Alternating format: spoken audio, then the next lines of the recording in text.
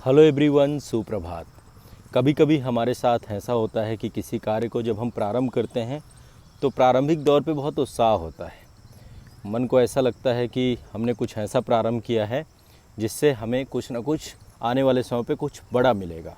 लेकिन समय के साथ साथ उत्साह कम होता जाता है और एक समय ऐसा आता है कि उस काम को हम किसी दिन करते हैं, किसी दिन नहीं करते हैं। कोई भी काम हो सकता है, आपके जीवन से जुड़ी हुई कोई भी विषय वस्तु हो सकती है, आपकी पढ़ाई हो सकती है, शिक्षा हो सकती है, कोई पुस्तक हो सकती है या आपकी दिनचर्या का कोई भी हिस्सा हो सकता है। तो किसी काम को हम प्रारंभ तो बड़े ऊर्जा के साथ करते हैं, लेकिन समय के साथ साथ वो ऊर्जा हमारी क्या होती है, क्षीण होती जाती है।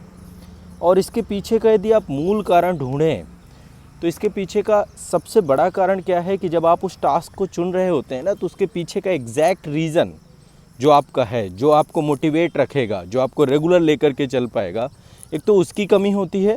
दूसरा, कई बार ऐसा होता है कि हम जब कार्य को प्रारंभ करते हैं तो हम गैप कर देते हैं। जैसे मान लीजिए आपने कोई काम चालू किया और उसमें एक गैप क्रिएट कर दिया, तो जैसे ही आप एक गैप क्रिएट करेंगे, 1 दिन का या 2 दिन का, वो लगता तो 1-2 दिन का गैप है, बट वो पूरी एनर्जी को आपको ख़त्म कर देता है।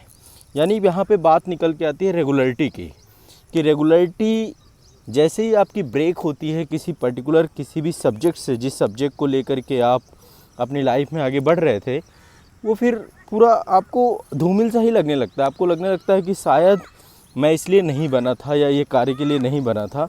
तो एटलीस्ट थोड़ा सा यहाँ पे 2-3 चीज़ें समझने की ज़रूरत है। सबसे पहली बात, जब भी किसी काम को प्रारंभ करें आप, तो प्रारंभ करने के बाद आपको इस पर ध्यान देना बहुत ज़रूरी है कि आप जो है उस कार्य के पीछे का रीज़न आपका क्लियर होना चाहिए कि आपने वो काम क्यों प्रारंभ किया है। जैसे मान लीजिए सुबह जल्दी उठना आपके दिन को बड़ा कर देता है ना। तो ये यदि एक बड़ा रीज़न है कि मेरा समय ज़्यादा हो जाएगा यदि मैं टाइमली उठ जाऊँगा, तो सच बात है, कभी भी आप इसे ट्राई करिए। आप में से जो लोग सुबह प्रातः जल्दी उठते हैं उनका दिन बड़ा होता होगा, ज़्यादा टास्क कंप्लीट कर सकते हैं, यानी उनका अनावश्यक समय जो है किल नहीं हो रहा, ख़त्म नहीं हो रहा है।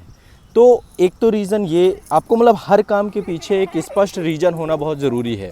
यदि स्पष्ट रीज़न होगा तो उस काम का महत्व बढ़ जाएगा और आप कभी भी उसे ब्रेक नहीं करेंगे या आपकी एनर्जी कभी डाउन नहीं होगी। दूसरा, रेगुलरिटी ज़रूर रखिए। कोई भी काम जो आप कर रहे हैं, जब टास्क आपने प्रारंभ कर दिया तो बीच में ब्रेक ना हो, ये बहुत ज़रूरी है। कोई भी पुस्तक पढ़नी प्रारंभ की तो फिर वो ऐसा ना हो कि अभी 4 दिन पढ़ा, 5 दिन पढ़ा, फिर उसको बंद कर दिया, आधे में ही छोड़ दी।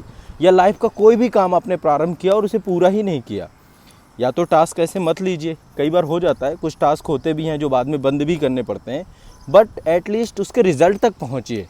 कई बार रिज़ल्ट मिलते ही नहीं हैं। बहुत सारे लोग हैं जिनको बॉडी बिल्डिंग का शौक़ होता है, पर वो कभी जिम शुरू करेंगे, 4 दिन बाद फिर बंद होगा, वो शौक़ ही रह जाता है। ऐसे कितने शौक़ हैं हमारे, कितने स्किल्स हैं जो हम चाहते तो हैं कि हम सीख जाएं, पर हम कभी सीख नहीं पाते।